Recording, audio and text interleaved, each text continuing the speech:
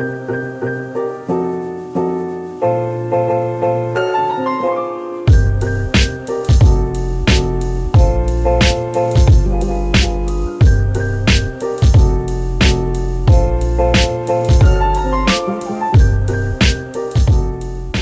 is up, guys? My name is Mark Santamaria. Welcome back to the channel. Welcome back to the RC vlog. If you watched my last vlog, you found out that I bought a used Traxxas Rustler 4-wheel drive VXL. And it's got, I plan on, basically my plan is to refurbish the whole thing, go through it, make it like brand new again, and sell it and see if I can make maybe a little bit of profit. But if I don't make a little bit of profit, at least I got to show you guys the stuff that I do before, or when I buy used Traxxas stuff or any used car in general, and how to basically recondition the whole thing. So if you watched that last video, you found out that I take the wheels off, I take the shocks off, make sure my suspension flows freely. This thing doesn't have any diffs, but if you bought a race car, you want to make sure you go through the diffs. Just check, basically flush the oil, replace it with a setup that you like.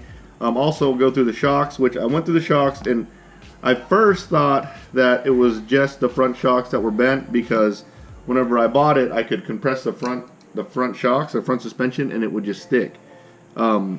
Unfortunately, after I take all the shocks off, it looks like even the rear shocks were bent, shock shafts were bent just a little bit. So I'm going to replace all the shock shafts. And again, the reason why this is so easy for me is because I have a lot of Traxxas stuff. So I've got a lot of Traxxas cars that I put the titanium nitride shock shafts on, or big bore shocks. So I have a whole bunch of, I basically have just a whole bunch of spare shocks. So I was able to find some shock shafts.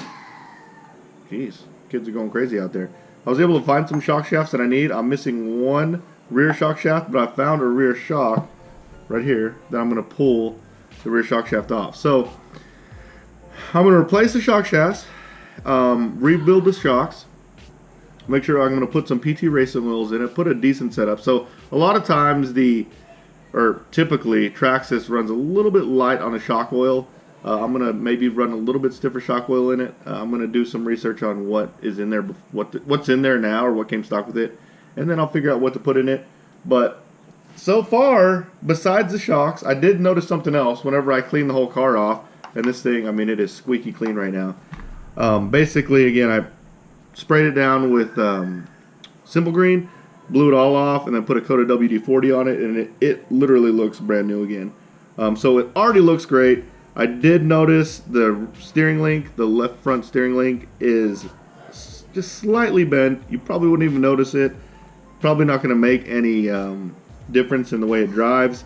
But again, I want to refurbish this thing where it's like new, and I can sell it with confidence, and whoever buys it is happy with it and doesn't have to worry about that kind of thing. So I'm going to get to working on these shocks, and after I rebuild these shocks, we are going to pull the motor out and spin the drivetrain. So that's another thing that's cool to do whenever you buy used cars. Make sure the drivetrain spins freely. What that does, it checks your bearings and things like that. I also know these cars, the Traxxas 4-wheel drive cars, 10-scale 4-wheel drive cars, are susceptible to blowing this rear bearing here on that goes around the rear differential. That's not really a differential.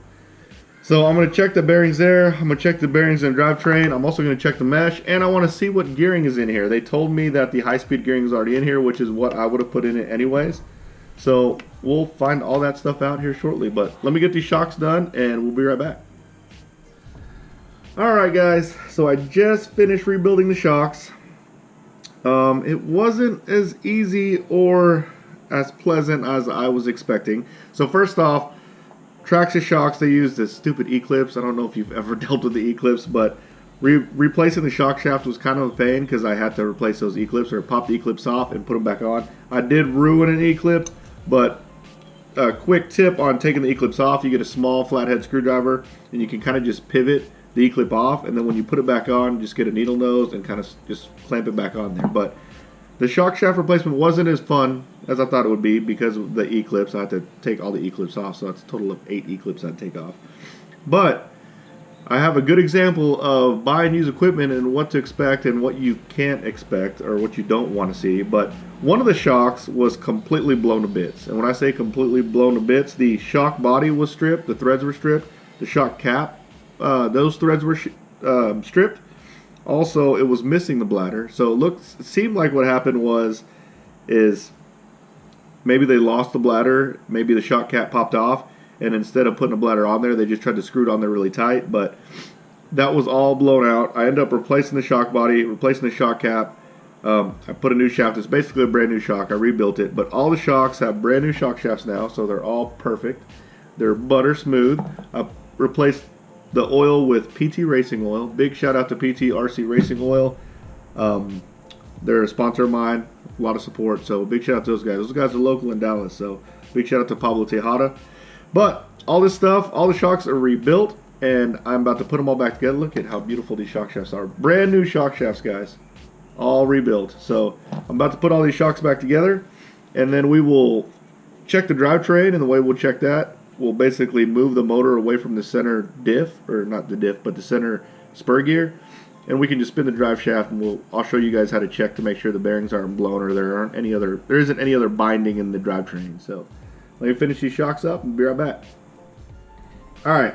So we're going to check the drivetrain real quick. This is a really easy check. Basically, we are going to pull the motor mount screw. There's only one motor mount screw, and if you have a 2.5 ball nut driver, or a hex driver, it makes life a lot easier because you don't have to get perfectly flush with it. So I am going to take the motor mount screw, the single motor mount screw right here, off, and then I'll take the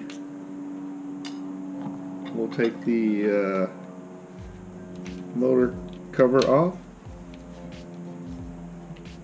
or the gear cover. I guess it's the gear cover. Let me take the gear cover off. The gears look great, so we're going to move this motor away from the center gear, and then we're just going to spin. Oh, we can take it all the way out. We're just going to spin it.